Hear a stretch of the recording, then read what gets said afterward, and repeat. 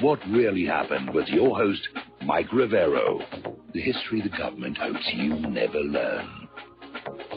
Here is your host, Michael Rivero. And aloha, America. Welcome to our show today. It's Tuesday, January 2nd, 2018, first broadcast of the new year. And we have got a lot of stuff to talk about. And unfortunately, I'm only going to be able to do the show live for the first hour. And there'll be a replay for the following 2 hours because I have to take Claire back to the doctor. And obviously, Claire is the highest priority in my life. So apologies, but we are going to do the first hour live and try and cover as much news as we can. The phone lines are open, 800-313-9443. And, of course, being the new year, everybody feels obliged to come on out with a New Year's statement, some kind of a commentary. And over at the United Nations, Secretary General Antonio Guterres said in his New Year proclamation that nations around the globe should unite to fight nationalism. They're pushing the globalist agenda, xenophobia, and, of course, climate change. And then they wonder why so many people think the United Nations has become irrelevant, especially after its failure to rein in Israel and the United States. Over in France, President Macron is vowing a French renaissance and basically saying things will get better in 2018. Of course, I think he said much the same thing about 2017, and it didn't really happen. Angela Merkel, of course, is having to deal with the rift in German society and amid promises that she's going to get a new government formed any day now. But the issue that is standing in the way of that is the issue that has created the rift in Germany, which is the open borders policy. And they really do need to finally address that. I mean, all of the nations of Europe are pushing back against this open border issue, and it's creating a lot of friction. Now, Vladimir Putin did his traditional New Year greeting, wishing happiness and prosperity to all of his fellow countrymen from one end of Russia to the other, which basically is 9 time zones. It is a large, large country.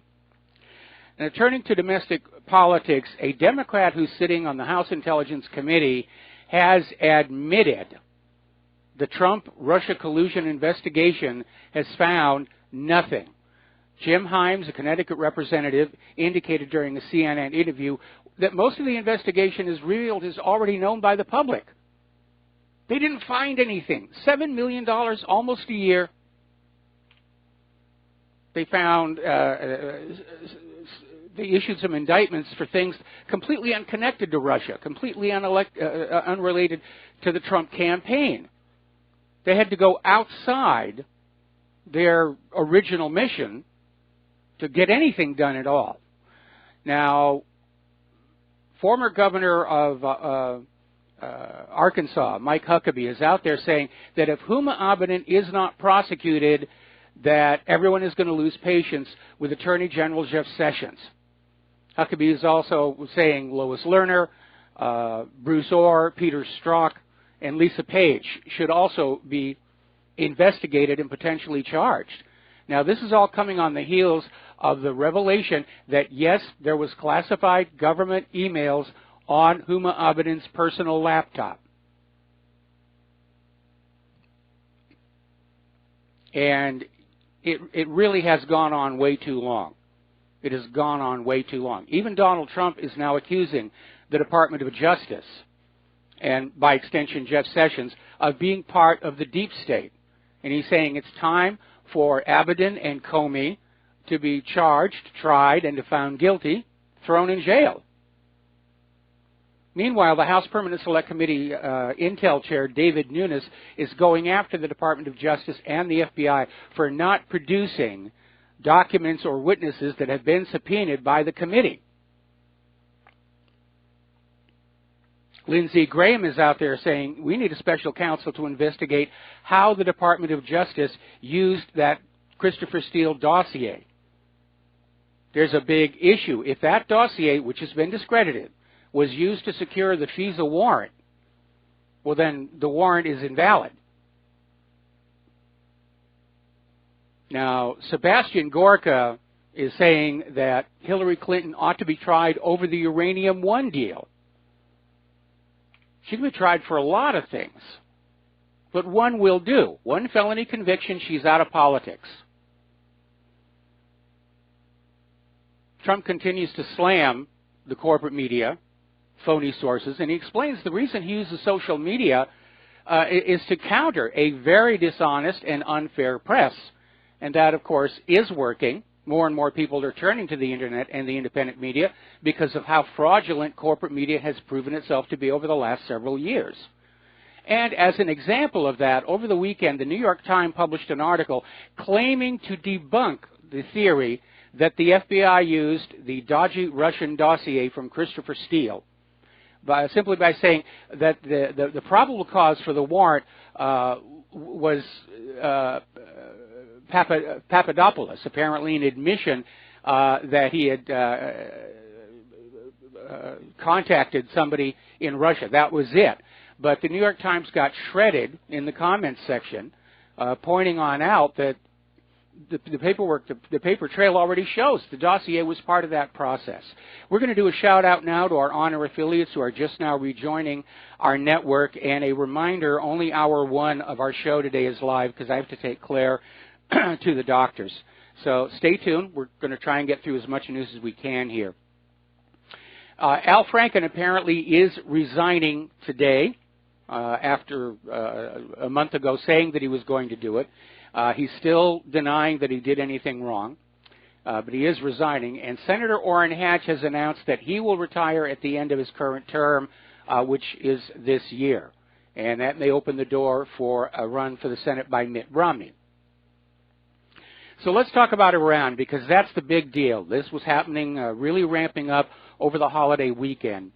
And it started out as economic protests, but it's being fanned up very, very hard.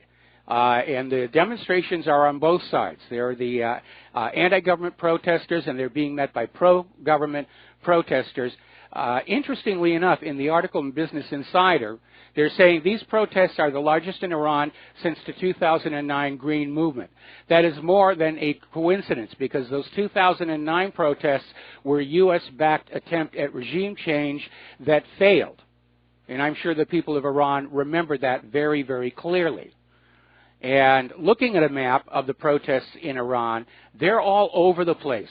Someone has poured a lot of money and resources into kicking up this fuss in Iran.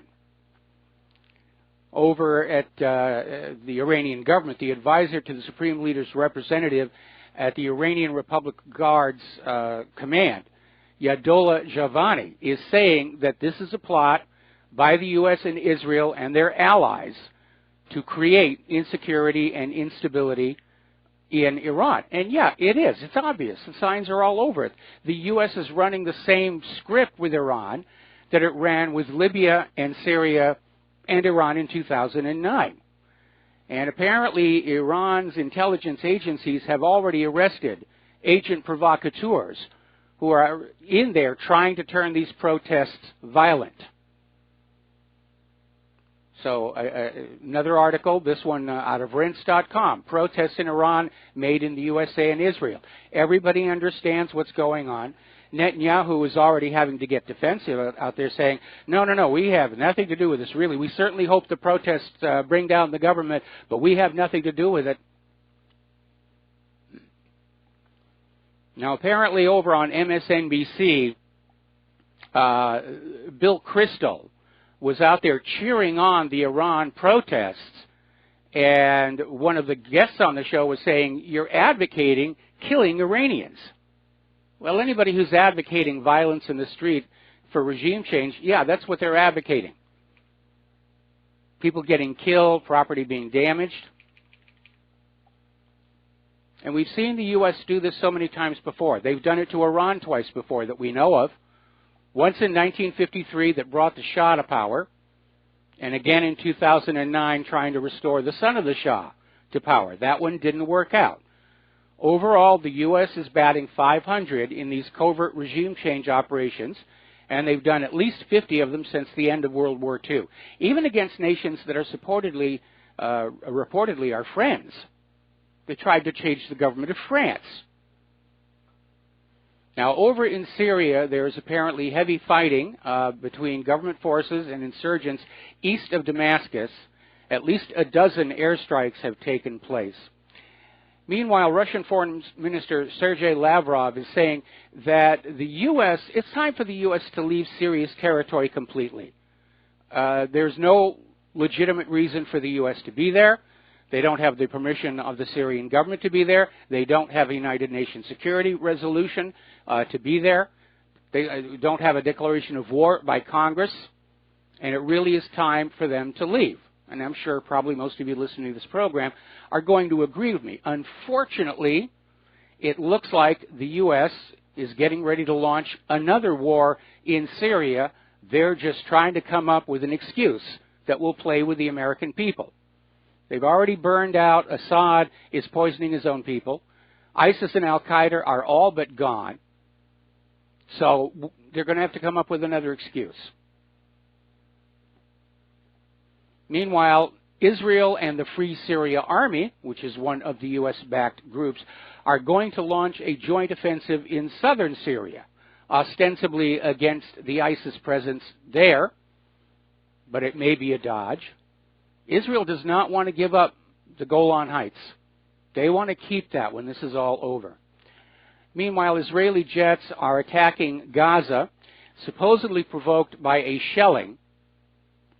And apparently, Israel is claiming that they can tell from the remains of the shell that they were supplied by Iran, which strikes me as rather nonsensical. It's not like you have a comparison shell coming from the actual barrel of an Iranian gun. But anybody who's a shooter, you know what just the bullet looks like. There's no markings on it. There's no stamping on it. But that's their excuse to demonize Iran and destroy Gaza. Meanwhile, of all of last year, Israel seized a total of 2,500 acres of Palestinian land and destroyed 500 buildings.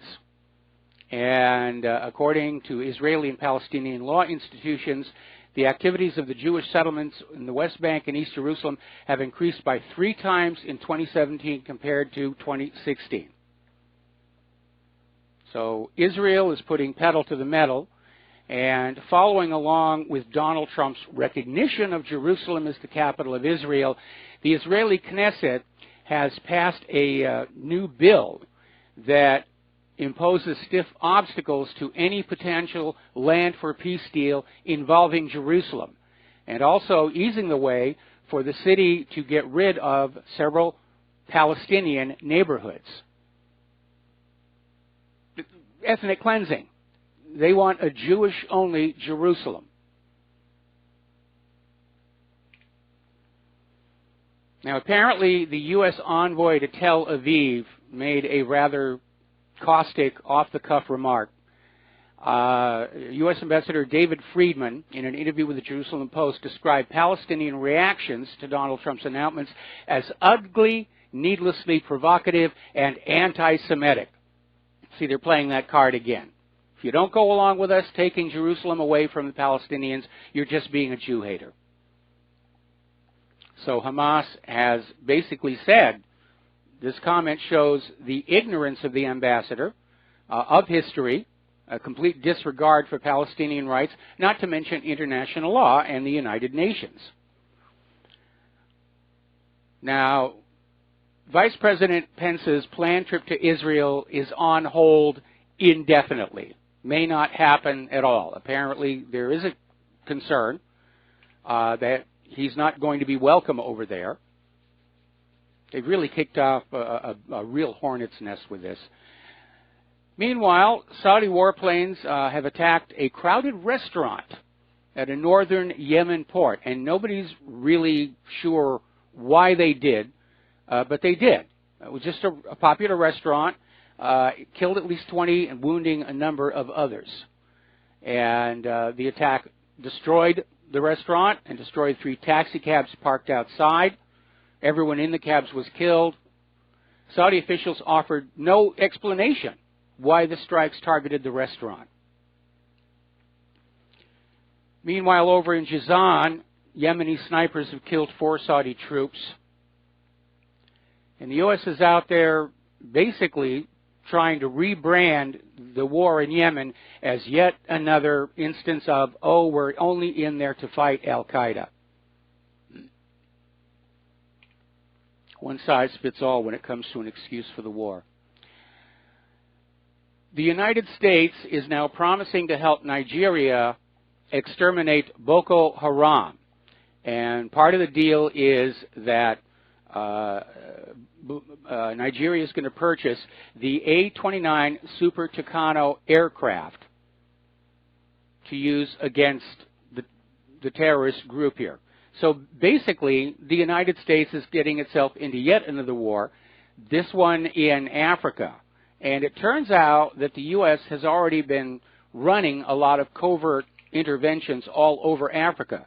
A story came out of Middle East Monitor saying there is a real but largely concealed war which is taking place throughout the African continent. It involves the United States, an invigorated Russia, and a rising China. And the outcome of the war is likely to define the future of the continent and its global outlook. And they're pointing out this is not a policy that originated with Donald Trump.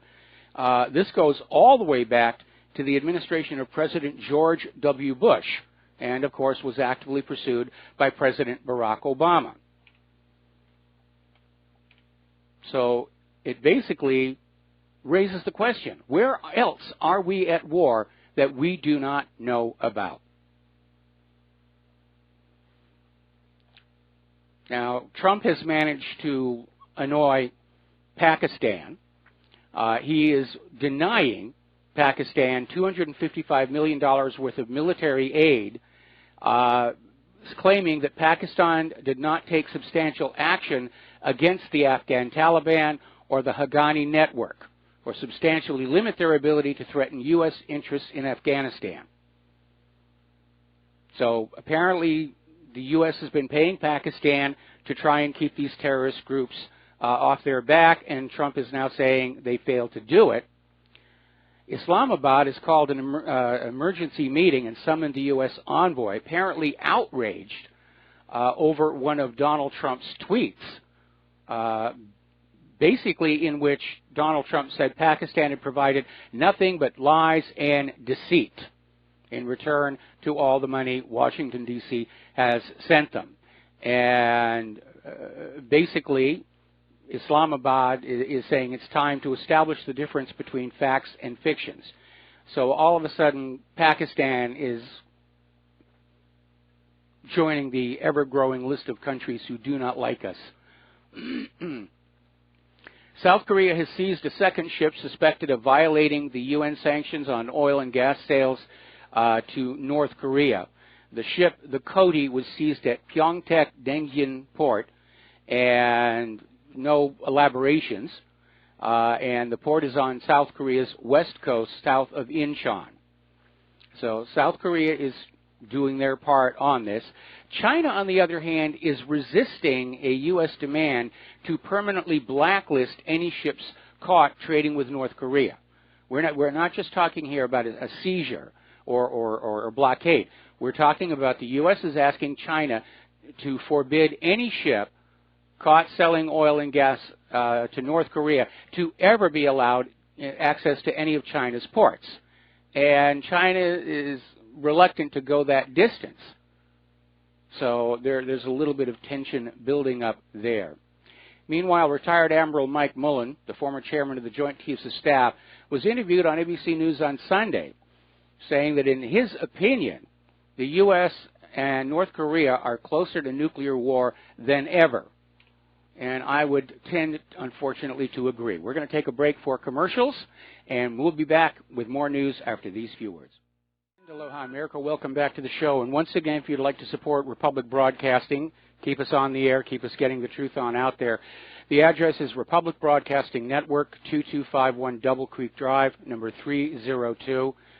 And if you want to phone on in and become a subscriber, the number is 800-724-2719, extension 03. Now, getting on back over to the Koreas, Surprisingly, for his New Year's message, Kim Jong-un held out an olive branch, basically saying that he wanted to start talks, high-level talks, and possibly even attend the Winter Olympics. And basically, South Korea is saying, yeah, let's get together. Maybe get that reunification back on track. Now, up in China, President Xi Jinping said he's ready to join his Russian counterpart, Vladimir Putin, in consolidating political and strategic mutual trust and expanding bilateral, all-around pragmatic cooperation. It's a bit long-winded, but what he's basically saying is China and Russia are moving closer together. And that means if the United States is foolish enough to get into war with one, they're going to be at war with both. And that is something I do not think is winnable. Now, here's an interesting article. Over at CNN, Arwa Damon came out with what may have been a slip of the tongue, but is nevertheless a very honest comment, basically looking at feedback from around the world over what's going on in Iran. Arwa Damon said that a lot of nations currently perceive the United States as not having a moral leg to stand on. That we're no longer seen as the champion of human rights around the globe or the moral right. The United States is seen as a warmongering, predatory nation. I agree. I absolutely agree. All right, let's move into the economic news here. A lot of stuff going on. And remember last year, Janet Yellen came on out with a comment. She doesn't think we'll have another financial crisis in our lifetimes. And oh boy, does that sound like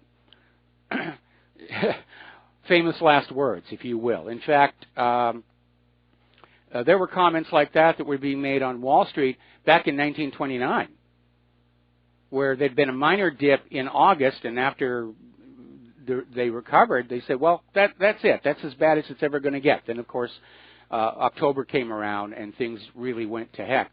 Doug Casey is out there saying that, yeah, the entire financial system is a gigantic accident waiting to happen. Too many bubbles out there, too many derivatives out there. It's only a matter of time. Frankly, I'm surprised we got all the way through 2017 without a major meltdown. Now, China, because of the amount of money that is whizzing around the world in Bitcoin deals, has enacted new capital controls, and they're putting a $15,000 annual cap on overseas ATM withdrawals. So if you have an account at a bank in China and you're outside China, the most you can take out of your account is $15,000 per year. So, France wants to deepen trade ties with Russia and China. This according to French Economy and Finance Minister Bruno Le Maire.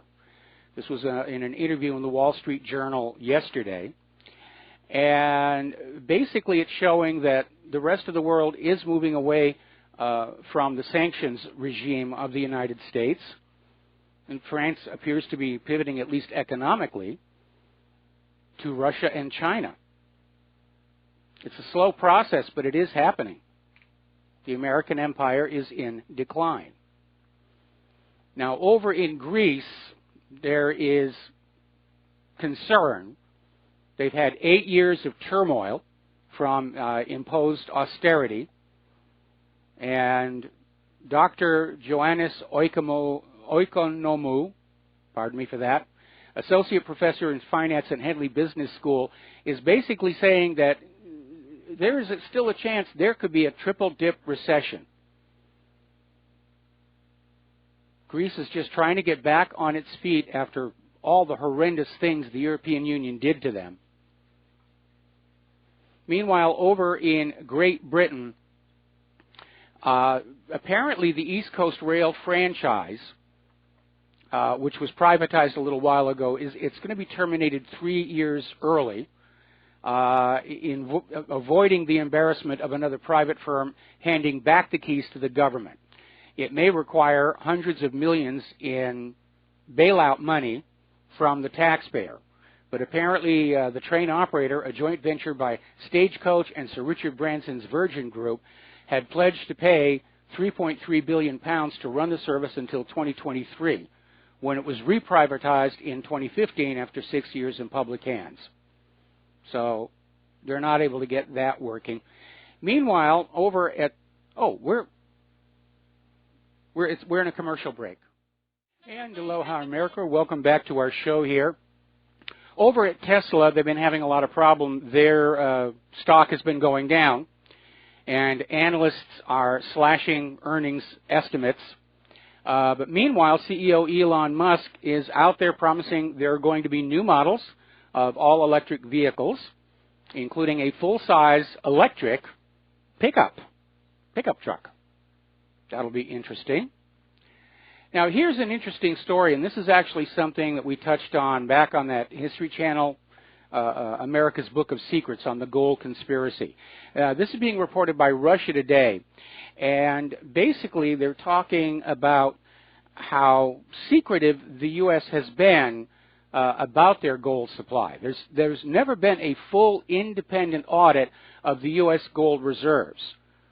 Now, back following the Nixon shock, when there were concerns raised about whether the American people's gold was still in Fort Knox, they walked some people in, and they opened a vault door, and there was some gold piled up there, but they weren't allowed to touch it, let alone assay any of it.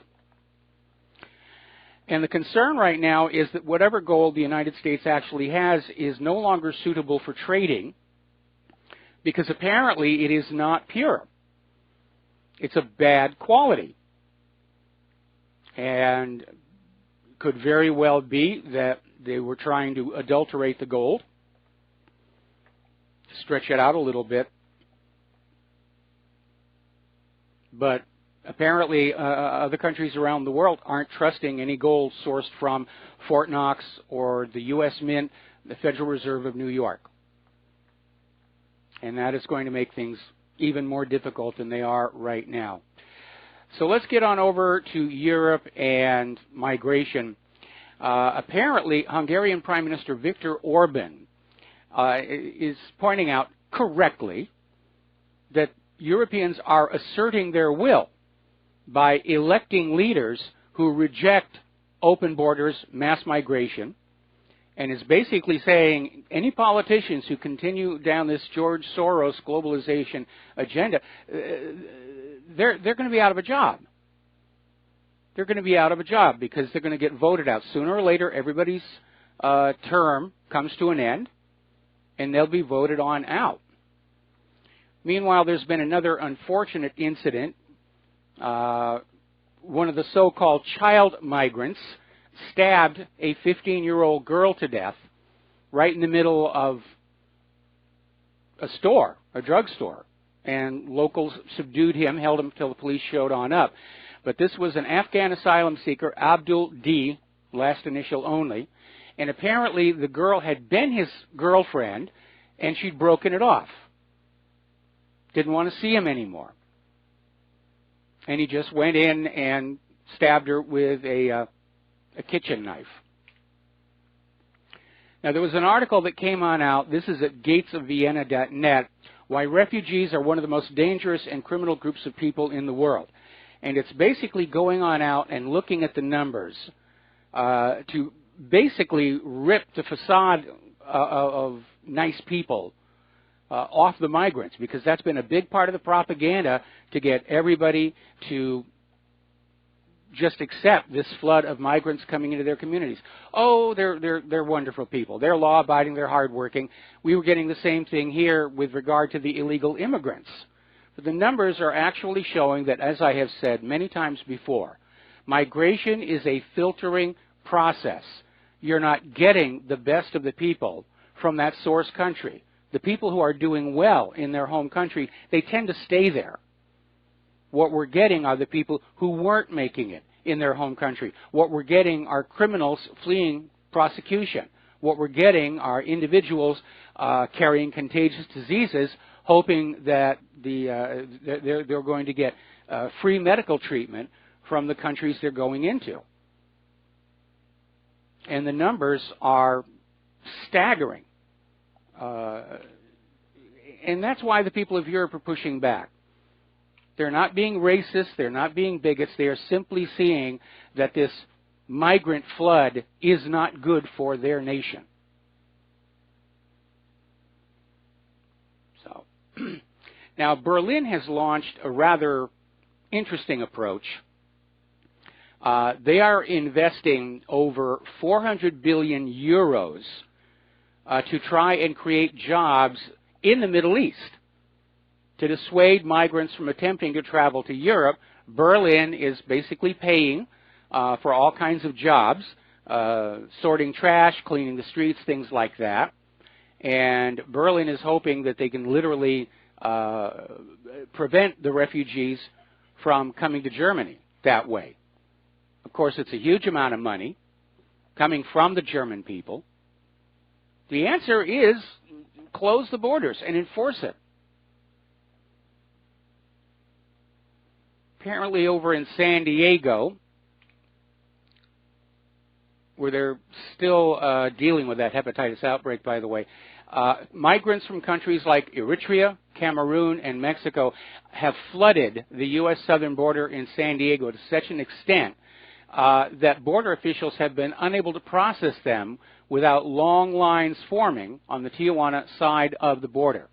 It's just like the rush is on to get people into California, because as of the new year, California is a sanctuary state. Huzzah, huzzah, sound the trumpets. And California right now is home to an estimated 2.3 million illegal immigrants, all of whom can be counted on to vote Democratic. Meanwhile, some as yet unknown individual put up some very professionally made signs on the existing freeway signs, a little second sign underneath that says, felons, illegals, and MS-13 welcome. And everybody's chuckling over that one, because that's exactly what they're going to get in California. Meanwhile, over in Poland, their prime minister is confirming his commitment to tighten the migration policy, stressing that Warsaw has taken large numbers of migrants from Ukraine. Meanwhile, up in Brussels, the European Union is saying that Poland and Hungary will face consequences for violating the EU migrant quotas. This is shaping up to be a heck of a fight. Interestingly enough, Deutsche Welle political commentator Bernd Riegert is saying Warsaw is putting the EU at risk of collapse, and that the EU may have to expel renegade states like Poland. I think that would actually be a good thing. Switzerland is now demanding an EU referendum as frustration mounts with Brussels. And apparently the outgoing president called for a referendum over the country's relationship with the EU. Meanwhile, in Britain, Theresa May's popularity is plummeting. The public is losing confidence in her, and anger is rising over the fact that Brexit has not happened. The people voted for Brexit. They need to get it out. They need to get it going.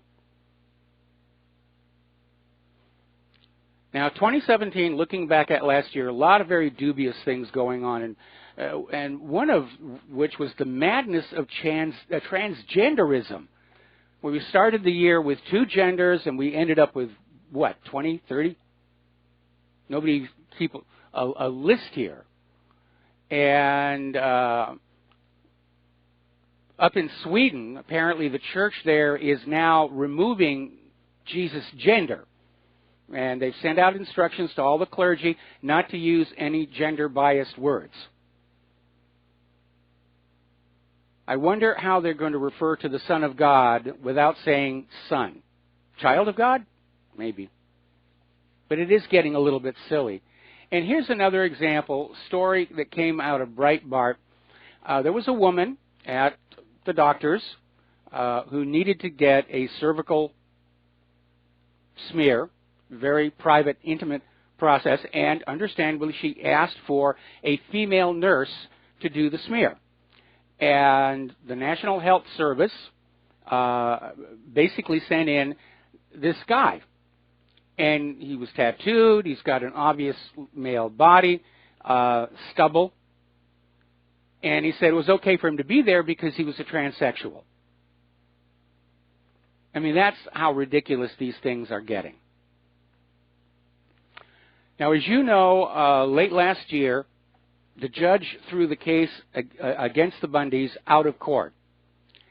And apparently he still has time to dismiss the case with prejudice, which is a judicial term meaning that the Bundys could not be retried.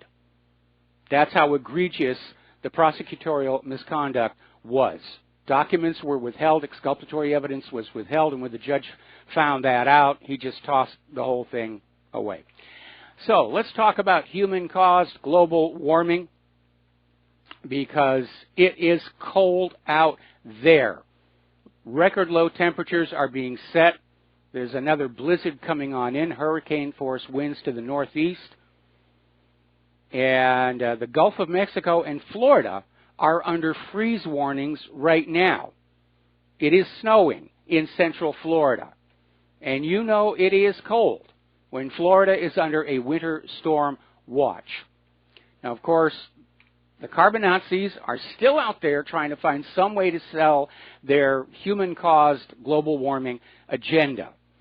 And their latest scare tactic is to claim that as all the glaciers and all the ice caps melt, the added water pouring into the oceans is squashing the planet. This is not the onion that this is coming from. But all of this, of course, gets into this idea of the corruption of science. Science is being corrupted by politics and hysteria. And in every country that descends into dictatorship, science gets corrupted and is used as another propaganda tool against the people. Results are skewed to please the rulers. Scientists find that what results will pay and be rewarded, what results won't. We've seen it in global warming, where any scientists who dare to challenge the orthodoxy, they lose their funding. And we're seeing it here in the United States. They did it in Nazi Germany, they did it in Stalinist Russia, they're doing it here right now. I'll tell you how cold it is out there. Frozen sharks are washing up on the beaches of Massachusetts. Over in Minnesota, they hit minus 40 degrees, and it doesn't matter whether you go Fahrenheit or centigrade, because that's where the two scales cross, minus 40 degrees. That's actually colder than it gets on the surface of Mars, and it's colder than the ambient temperature at the North Pole. It's the coldest New Year in living memory.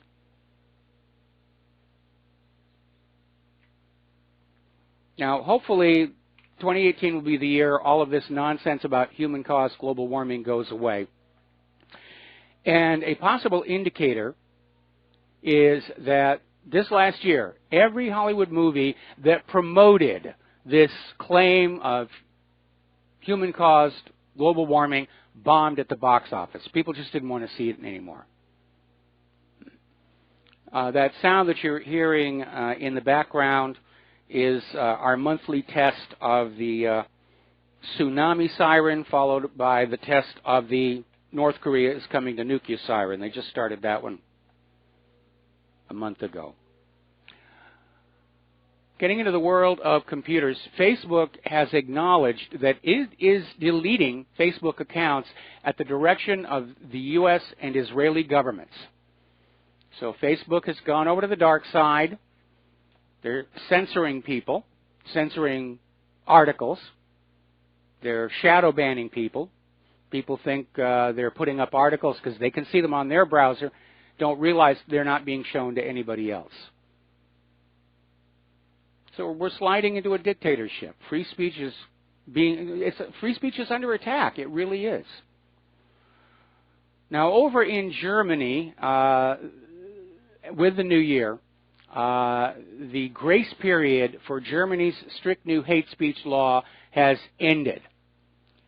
And the Network Enforcement Act was passed last June, and it gives companies with more than 2 million users just 24 hours to remove or block criminal content, or 7 days for more complex issues.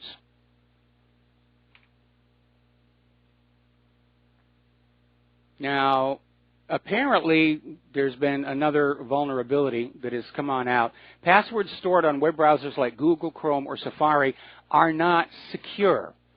Advertising firms are stealing information from browser password managers without the permission of users. This is a new study that has come on out, and the security loophole could be used to access people's passwords. Isn't it amazing how unsecure all of our computer equipment has become? The problem is getting worse, not better. Do you remember over at the White House, the We the People petition site? A lot of people created petitions. I created a couple of petitions, and a lot of petitions got enough responses to require the White House to respond. Sometimes the White House simply said, we choose not to do whatever the petition wanted. A lot of them had not been responded to yet. Apparently, the White House has now discontinued the We the People petition site. I guess they realized that we the people have begun to understand it was just a convenient whipping post for us to take our anger out on, and it wasn't really accomplishing anything. In fact, it underscored the fact that the petitions were being ignored. All right, story out of the Express in Great Britain. Hospitals put on alert over worst killer flu in 50 years as deadly strain sweeps Britain. And one expert has warned this could be the worst winter since the Hong Kong flu epidemic of 1968. And apparently some people have really been made sick with this. Apparently there have been a few deaths. If this is the same flu that Claire and I had, and Claire is still recovering from, we were told by a healthcare worker the current flu shot has no effect on it. But they still go on out and say, get your flu shot, get your flu shot. All right, we're going to take a break for commercials, and we'll be back after these few words. And aloha, America. Welcome back to our show. Last segment of our live program today. Again, a reminder, I have to take Claire to the doctor, and so the remaining 2 hours of this show will be a rebroadcast, but we'll be back on the air with the full show, obviously, tomorrow. We've got to take care of Claire, and so I'm already getting emails from people saying that they've come down with this really, really bad flu. So, in fact, over the weekend on Sunday, it almost felt like I was relapsing, running a fever and everything. Apparently, Japan has decided that there are, in fact, certain prescription medications that can trigger violent behavior. And the Japanese government is now recommending that patients who are put on these medications literally be locked in their own rooms in order to avoid violence or suicide.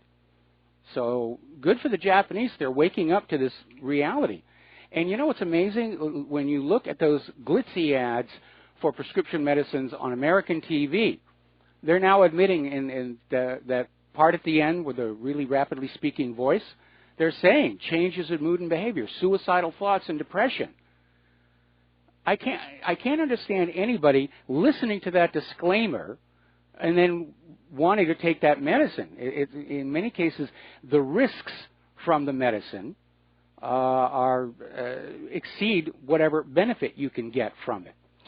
All right, now, a lot of people are still talking about Donald Trump's change in our national security policy. A lot of people are seeing it basically as a declaration of a new imperial America. And a lot of other countries around the world are very concerned because they're looking back over the last 16, 17 years of U.S. regime change, drone strikes, bombings, outright invasion of all these countries all over the Middle East, and wondering when it's going to be their turn. But again, I'm under concern that the United States can't win the coming war. When you look at the poor quality and high cost of the weapons, when you realize how much of our standing stockpile of weapons has been drawn down by 17 years of war, I don't think the U.S. can win, even if it goes nuclear. So hopefully cooler heads will prevail. Now here's a story that is a little bit weird. Apparently over in Independence, Missouri, there was this guy who just shot this young girl. And apparently they'd split up, and she was over at his home trying to get back a cell phone and computer from her ex-boyfriend. And he apparently shot her in the head with a shotgun, but he's still not been charged. And this is a guy with a criminal record, probation violation. A warrant had been issued just 1 week, but they're still not charging him, and the mother feels she's getting the runaround from the investigators. Anyway, looks like we're just about at the end of our program for this hour, and again, my apologies that I can't do the rest of the show live, but Claire is my number 1 priority, and I got to go take care of her. So stay tuned for the rest of our program, and then after that, please stay tuned to John Stedmiller, and because he's got a lot of stuff to share with you. So there's the music. Okay. All right. So we'll be back tomorrow. Aloha, America.